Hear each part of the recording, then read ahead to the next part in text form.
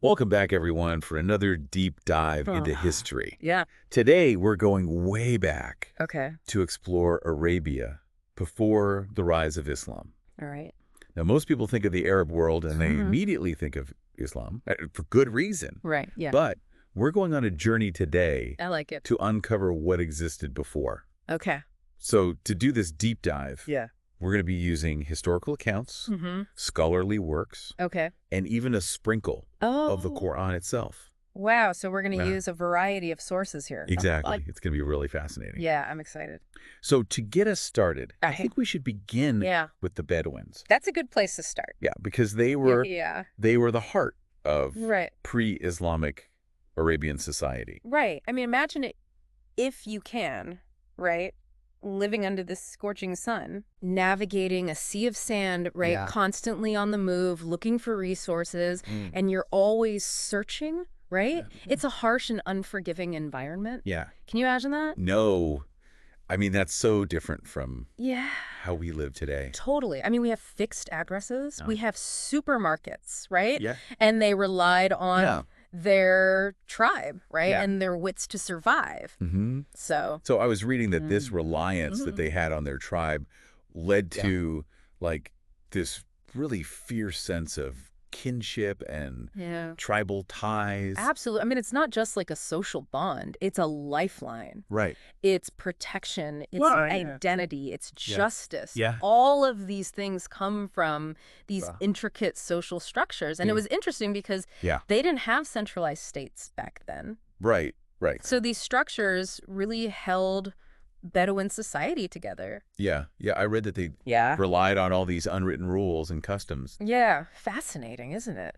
Yeah. But some of those customs, like, are kind of shocking to us today. Give me an example.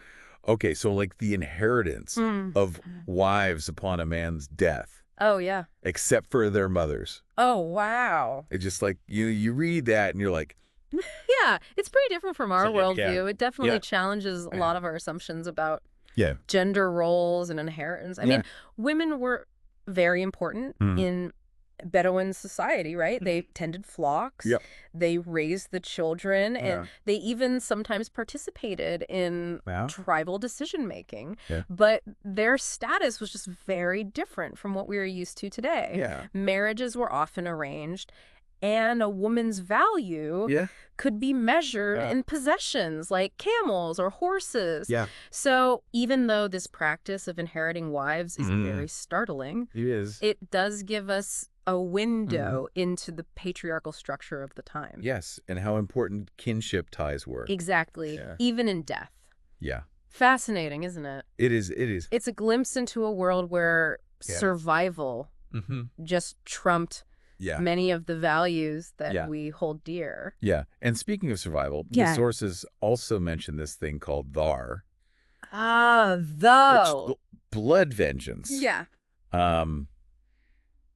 That sounds intense. It was intense. Yeah. You have to think of it as like this system Okay. of justice and deterrence in a world without formal law enforcement.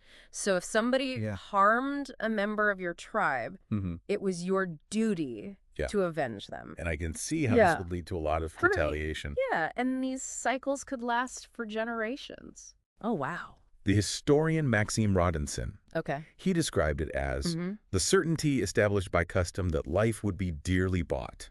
Wow. Blood for blood. Yeah. A life for life. Right. So it's like they were trying to maintain balance, Yeah. right? Like actions have consequences, even in this environment. Exactly. But I can also see how it would Yeah. perpetuate the violence as well. So thar was Yeah. a double-edged sword. Okay.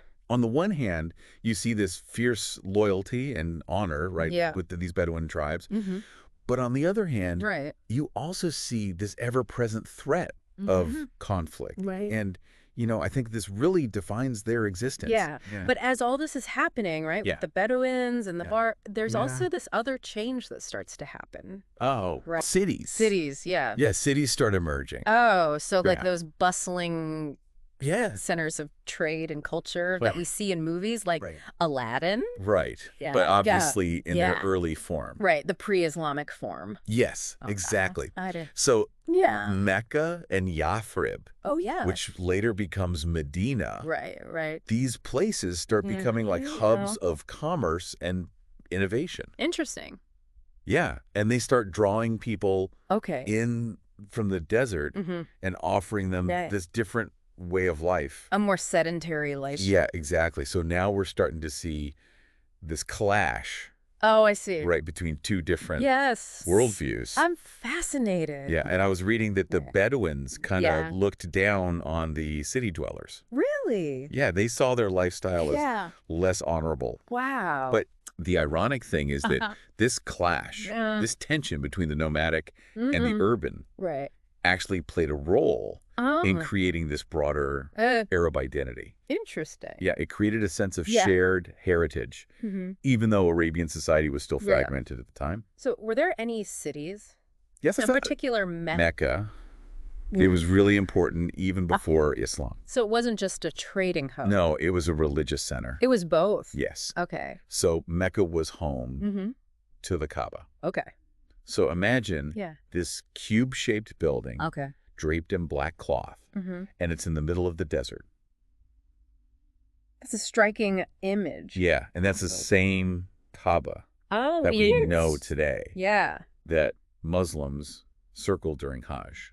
The very same. Yeah. So its significance goes back centuries before Islam. Crazy. So even Greek historians, like Diodorus Siculus, he described it as exceedingly revered by all Arabians. Oh, wow.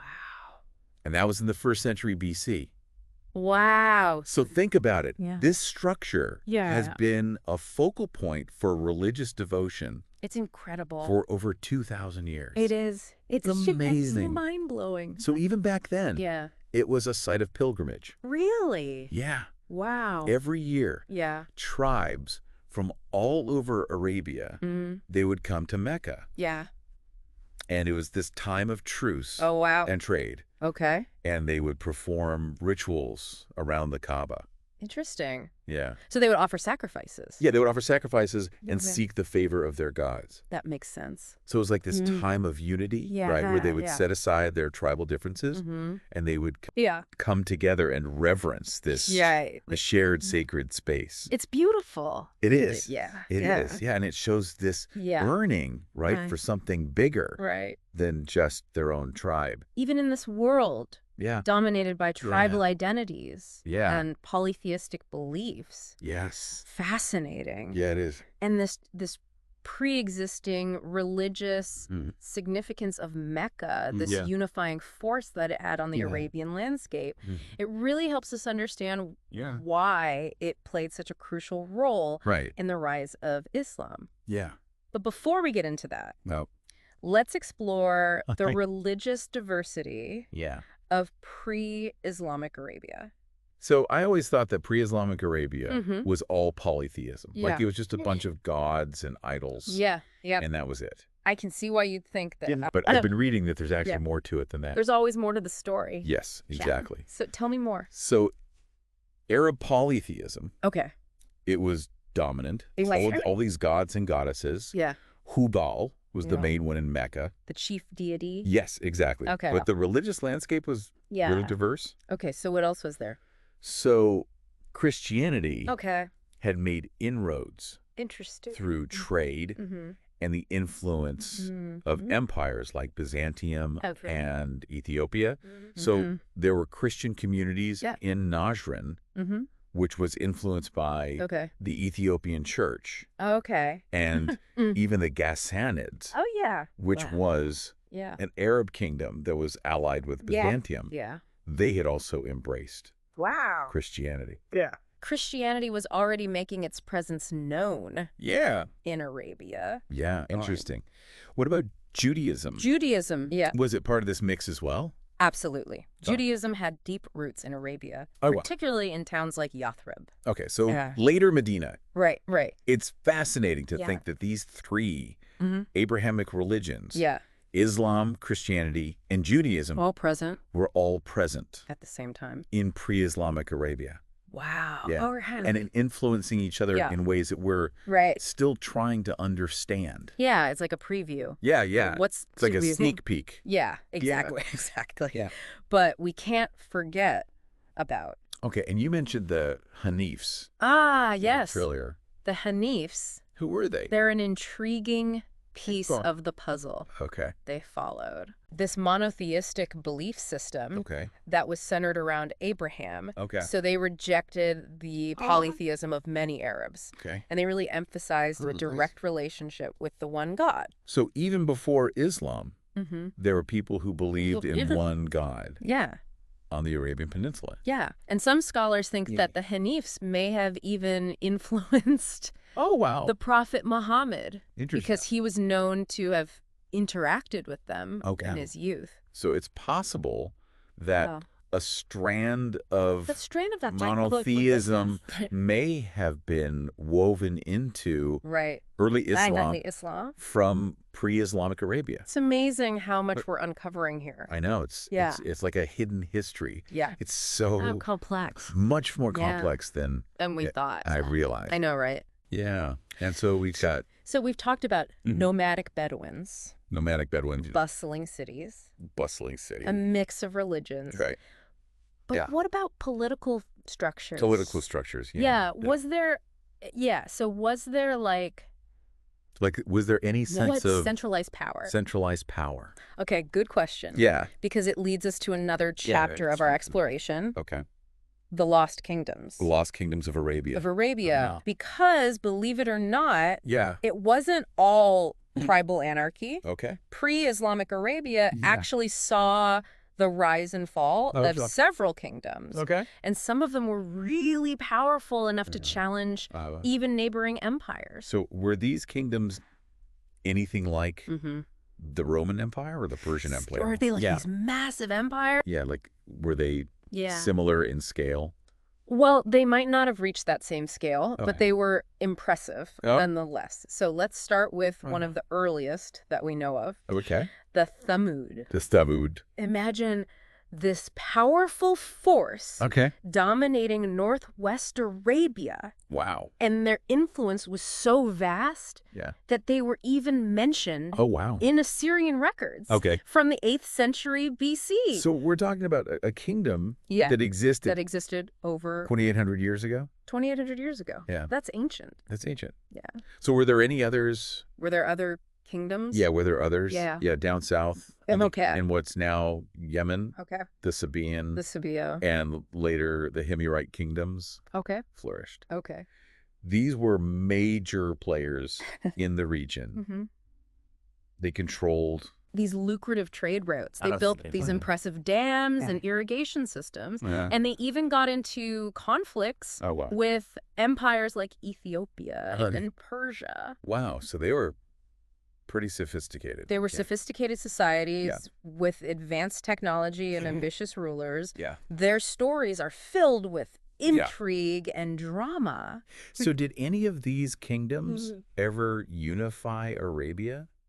Unfortunately, no. Okay. Despite their power and influence, none of them managed to create a lasting unified state. So why not? They faced internal conflicts, external pressures from neighboring empires. Okay. And they ultimately succumbed to the forces of history. But their legacy lived on. Their legacy lived on. They shaped the cultural and political landscape of Arabia.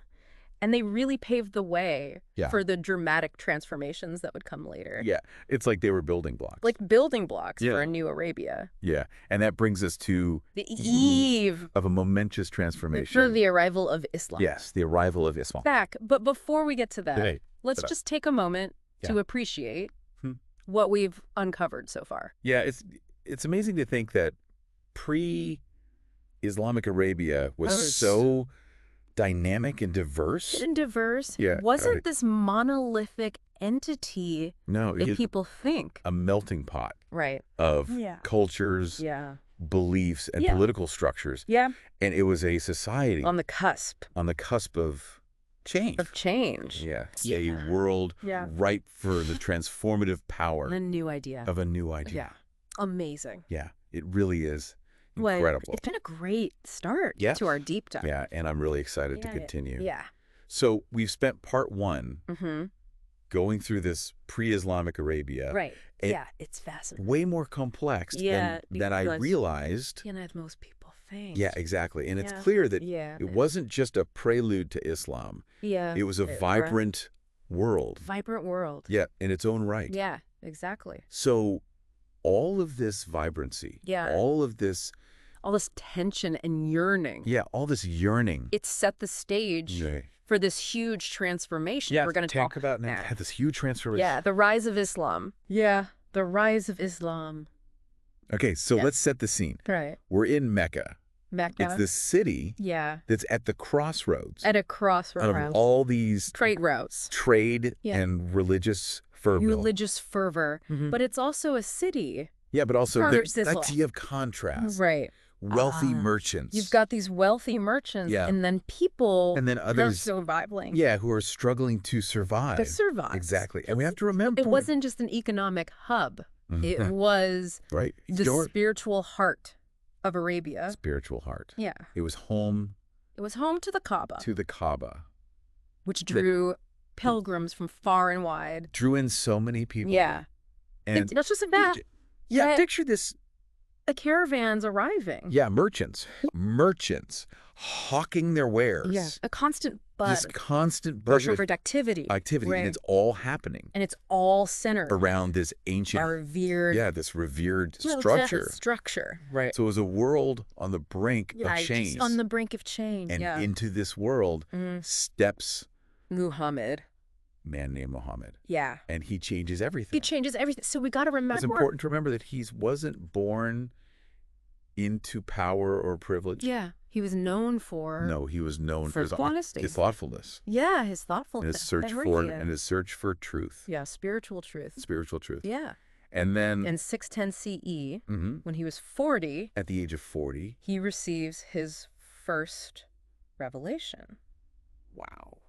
And this completely changes his life, the course of his life. And the destiny of Arabia. The destiny of Arabia. So what was this message? This message. Right. Was it something? That was completely new? Yeah, was it completely new? Or did it build on existing ideas? Build on existing ideas. So this message was radical monotheism. It was radical monotheism. Yeah. Was this call? It was this call to worship. To one true God. The one true God. The one true God, Allah. Yeah, right. And to reject. all the idols. All the idols. Yeah. That had been long held sway. He worshipped. In Mecca. But, But it wasn't entirely new. Right? Right. Remember the Hanifs? The Hanifs? Those monotheists? Yeah, the monotheists. That we talked about? We discussed. Yeah. And also the influence of Judaism. Right. And Christianity. Judaism and Christianity. Suggests that this idea of one God. This concept of one God wasn't totally foreign. Wasn't completely unheard of. Right. In Arabia. Arabia. Yeah. So it resonated. Resonate. With existing ideas. Existing spiritual. Yeah, spiritual currents. But it also challenged the establishment. It also challenged the established order. So I imagine that. Right. Didn't go over so well with everyone. With everyone. Especially the ones in power. Those in power. Right. Right. So this wasn't. So it wasn't just about changing beliefs. Yeah, changing beliefs. It was about transforming society itself. So what was the reaction? Yeah, what was the reaction? To this message.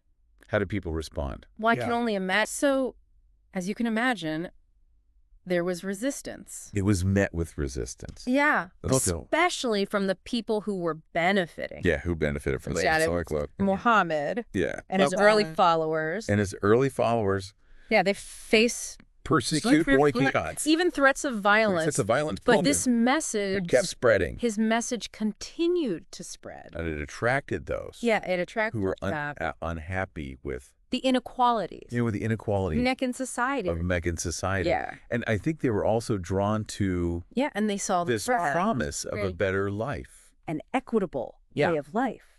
So it's incredible that this movement, that a movement that started so small. So small. And faced so much resistance. And faced just fierce transform an entire peninsula. Eventually transformed beyond. An entire peninsula and beyond. So what was... what's the turning point? The turning point. Was it like a military victory? Or was it military victor? Oh. Or was it like a gradual shift in power? Yeah. So this is this pivotal moment. A pivotal moment? Yeah, in 622 CE, Muhammad and his followers, they migrated to Yathrib, which later became Medina. Yeah. And this migration... It's known as Hijra. And this was a huge moment. In Islamic history. Islamic history. So Medina became the first... So Medina became... Islamic city-state. The first Islamic... And it was a refuge for Muhammad's followers. It became this refuge for those who believed. So he was welcomed as a leader there and was able to build this community. In Medina, Muhammad was welcomed as a leader. Governed by... And was able to establish a community that was governed by the principles of Islam. Just a religious leader? He wasn't just a religious leader. He was a political... legal authority. Legal authority. Yeah. He crafted laws. Laws. He organized a defense force. And forged all these alliances. With neighboring tribes. So he was a pretty good strategist. He was a skilled strategist as well as a prophet. And his leadership skills. They were really put to the test. Yeah. There were conflicts that arose in Mecca. It led to the Battle of Badr. In the Battle of Badr. In 624 CE. Which was this huge decisive victory for the Muslims. And it was a turning point. Yeah. It established Muhammad. Right. It shifted the balance of power as a force and established Muhammad to be reckoned with. As a force to be reckoned with. So the rise of Islam. So it wasn't just about faith. It was about a message of faith. Establishing a political entity. It was about establishing a community governed by a community Islamic principle. Governed by Islamic principles. Yeah. And this community. And that community. Continued to grow. It attracting converts through persuasion. And military success. Yeah. And remember, a lot of Arabs were already drawn. It's the idea of one God. The concept of one God. And Islam offered this vision. Offered this compelling vision. Of unity and social justice. Yeah. Of unity and social justice really appealed to them. Right. And it resonated across all these tribal lines. So it's interesting how it's fascinating how those tribal ties that seem to fragment Arabia also became conduit a way to spread Islam. Yeah. So was this transition smooth?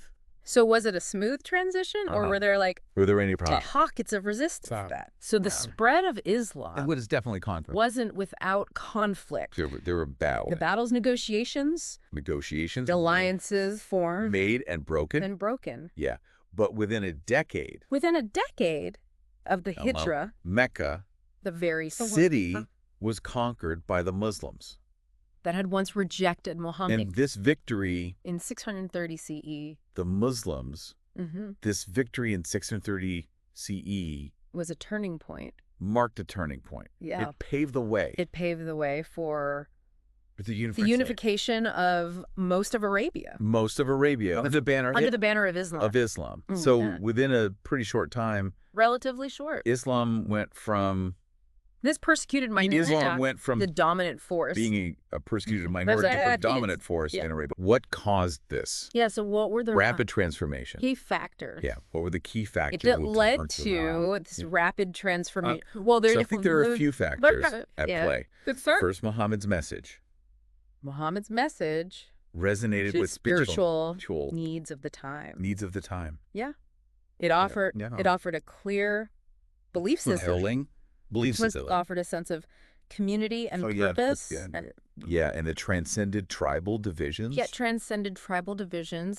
And the second, leadership was instrumental, a factor.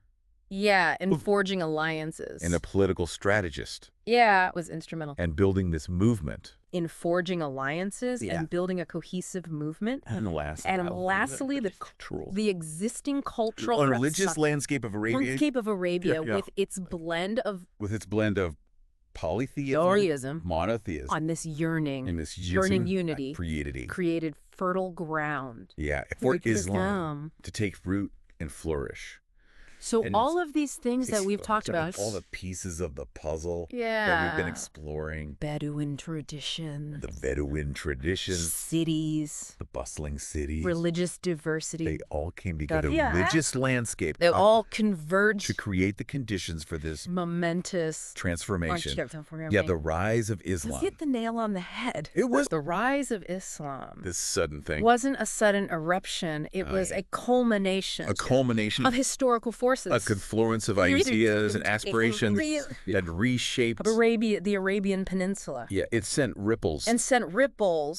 Throughout the world. Wow. Yeah. What an incredible journey. We've gone from nomadic tribes for the birth of this world-changing religion. From nomadic tribes navigating harsh deserts.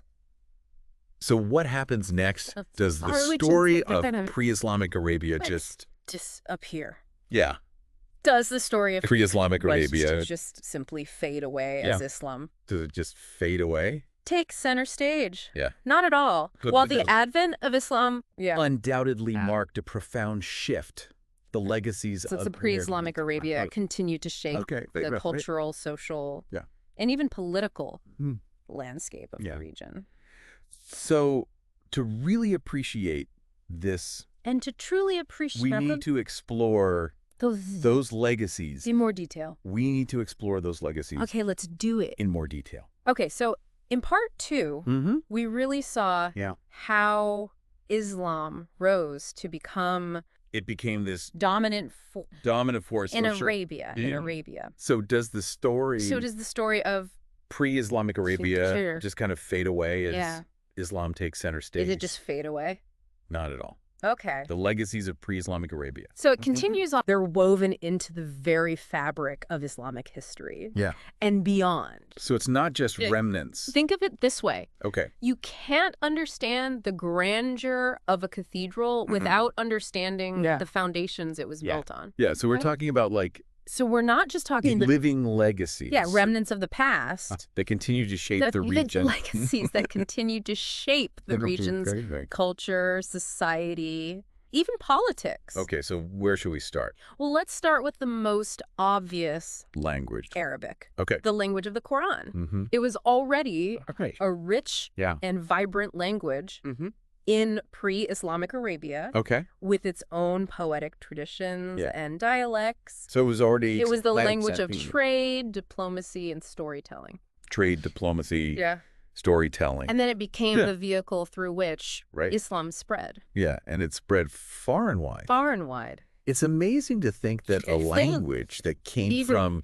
How a language that's rooted in the deserts and oases became this global language. There became a global language.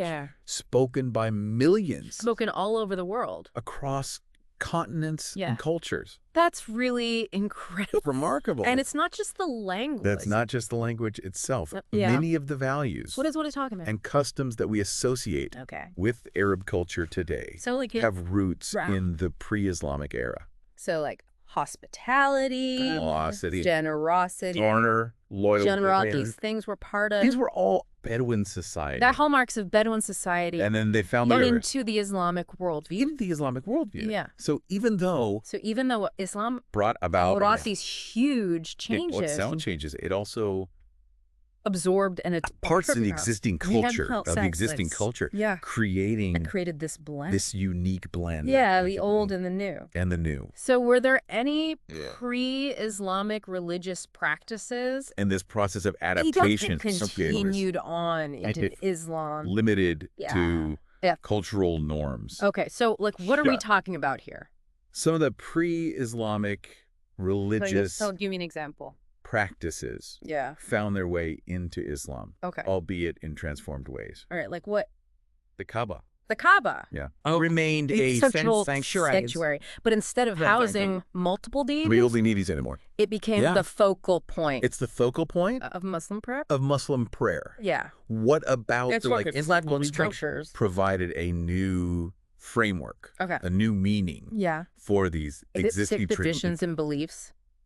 Pre-Islamic political structures. That's a fascinating question. Influence Islam? Were there any pre-Islamic political structures that influenced the development of Islamic governance? So while the tribal system of pre-Islamic Arabia underwent significant changes under Islam, certain aspects of tribal organization